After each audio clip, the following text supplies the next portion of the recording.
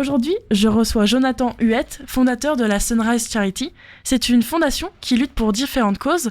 Nous allons le voir tout à l'heure. Jonathan, merci de ta présence aujourd'hui. Merci à toi de me recevoir et pour l'accueil. Merci beaucoup. Est-ce que tu peux nous parler de cette belle fondation ? Oui, tout à fait. Donc Sunrise Charity, c'est un concept qui a été imaginé il y a 1 an durant le premier confinement en regardant des vidéos de Coluche et de l'abbé Pierre. Lors de ces visionnages, j'ai vu cet homme Coluche qui, à la fin de la première année de récolte de dons pour les Restos du Cœur, ça devait durer qu'1 an. Il restait 1 million de francs à l'époque dans les caisses des Restos du Cœur. Coluche a tout simplement eu l'initiative de faire un chèque donc de ce million de francs et de le donner à l'abbé Pierre.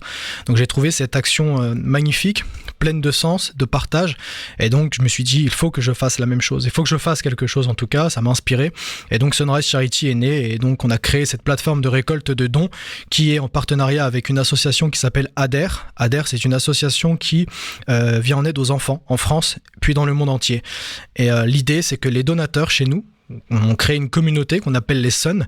Et bien lorsqu'ils font un versement chez Sunrise Charity, ils ont la possibilité soit de laisser l'intégralité pour les enfants, parce que c'est une cause pour nous, c'est un combat. Les enfants, on estime qu'ils devraient tous avoir les mêmes droits et pas les mêmes chances. Et du coup, nos donateurs, nos Sun, ont la possibilité de partager leurs dons avec une deuxième cause ou une deuxième association de leur choix. On a déjà parlé des enfants, mais il y a énormément de causes au sein de la fondation. C'est ça justement sa particularité. Est-ce que c'est possible de nous donner une petite vue de toutes ces possibilités ? Tout à fait. Donc on peut partager son versement avec notamment une cause qui lutte contre la précarité des étudiants, qui est donc représentée par Bilal Malek, Mister France.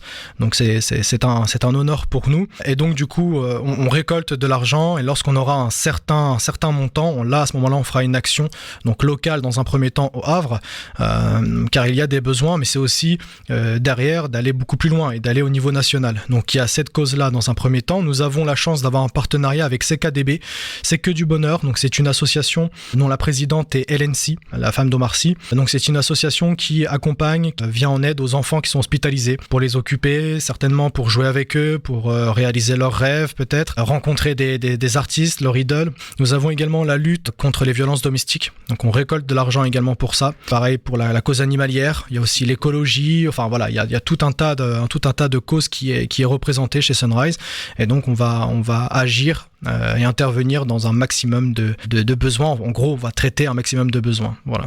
Parmi toutes ces causes, s'il y en a une qui nous touche, parce que c'est vrai que ça touche énormément de domaines, comment on peut nous aussi participer ?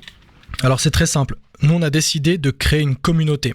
Comme je l'ai dit précédemment, une communauté de Sun. Donc c'est le soleil. Pourquoi le soleil ? Parce que j'estime qu'on est tous le soleil de quelqu'un. On a tous envie d'aider une personne. On est plus de 120 Sun aujourd'hui en quelques mois. Et c'est pas uniquement au niveau local, parce qu'on est déjà même sur l'île de la Réunion, par exemple. On ouvre au Canada fin d'année également. Et pour intégrer Sunrise Charity, il suffit juste de rencontrer, de trouver quelqu'un qui est déjà chez Sunrise. Et à ce moment-là, on fonctionne par un système de parrainage. Et donc, la personne qui est déjà Sun, par exemple Bilal, si tu es intéressé, il va te parrainer, tout simplement. Donc du coup, tu vas rentrer dans la communauté de Sunrise, et grâce à lui, tu fais un don. Tu fais un versement.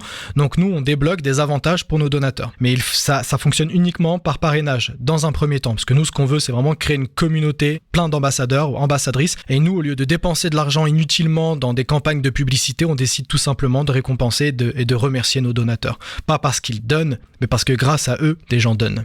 Et donc du 2 août au 10 septembre, vous proposez donc une collecte de fournitures scolaires. Comment ça va se dérouler ? On récolte des fournitures scolaires pour des enfants qui en ont besoin, donc en France, mais aussi une petite partie, environ 30% iront à l'étranger, notamment dans une école où on est intervenu déjà. Mais du coup, les Sun vont en parler à leurs proches pour récolter des fournitures scolaires, et ceux qui ne sont même pas donateurs peuvent déjà récolter des fournitures scolaires auprès de leurs proches ou eux-mêmes.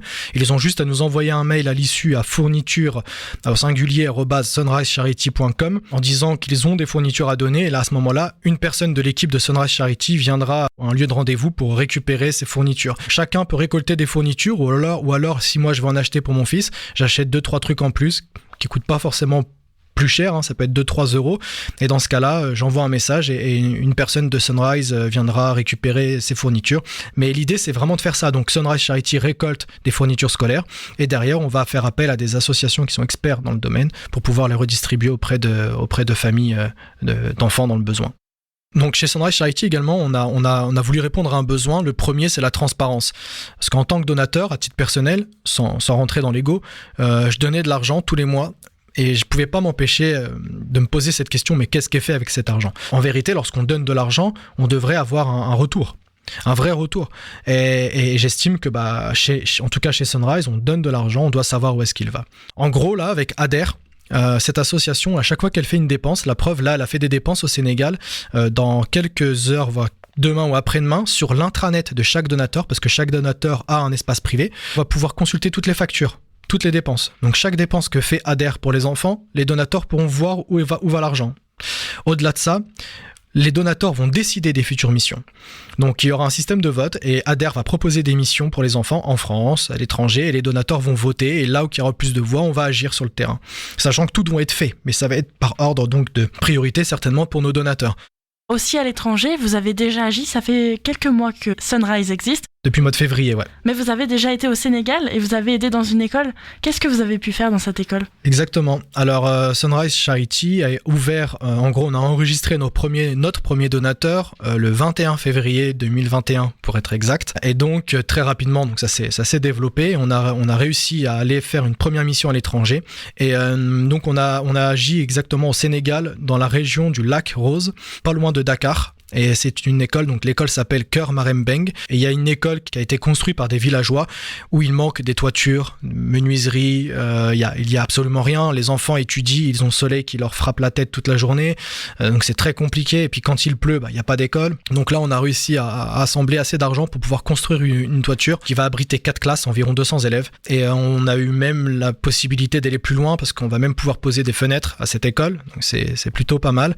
Et on a également eu assez d'argent pour aller dans une pouponnière, donc dans un orphelinat, pour acheter des couches, des médicaments, du lait, etc. Et donc l'équipe a été également dans un orphelinat au Sénégal. Donc finalement, c'est une action qu'on avait promis à nos donateurs qui a été effectuée, mais comme il restait un peu d'argent, on a également profité de cela pour aller vers un orphelinat. Et on peut retrouver une vidéo de ce projet sur la page Facebook. Sur la page Facebook Sunrise Charity ou sur YouTube également, Sunrise Charity, et l'Instagram également, Sunrise Charity.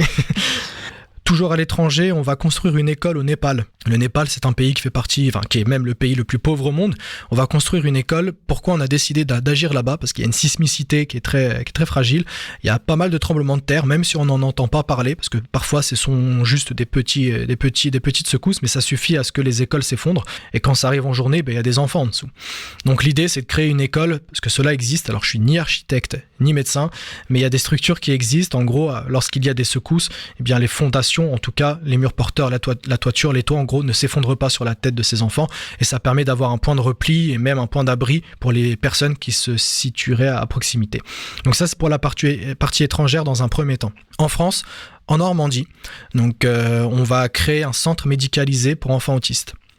Il y a un besoin, je rencontre pas mal de personnes, de parents qui me disent toujours, par exemple, mon fils, ma fille, ou alors j'ai un cousin ou j'ai une nièce qui a un enfant, etc. etc. Je ne connais pas du tout l'autisme, mais j'ai vu qu'il y avait un vrai besoin et qu'effectivement, il y a un manque de structure. Donc on va créer un centre médicalisé d'accueil également pour des enfants qui ont besoin d'être peut-être hébergés H24, donc accompagnés par des professionnels, et également un point d'accueil pour les enfants qui ont besoin d'un suivi peut-être avec des spécialistes.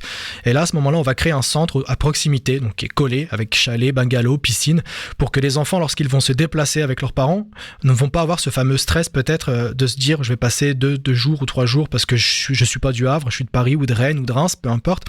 Et bien du coup, je vais plutôt passer un moment avec mes parents, donc peut-être qu'il y aura ce côté inquiétude ou stressant pour cet enfant qui va disparaître, en tout cas qui va être moins important. Comme je disais, les associations s'associent. CKDB, c'est que du bonheur, qui a une expertise dans ce domaine, pourra nous aiguiller, nous conseiller et nous aider tout simplement.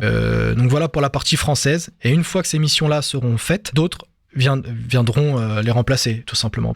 C'est déjà pas mal. C'est déjà pas mal, oui. Énorme. J'invite les auditeurs, s'ils ont entendu votre message, à donc aller voir la page Facebook de Sunrise Charity. Eh bien, merci beaucoup. Merci.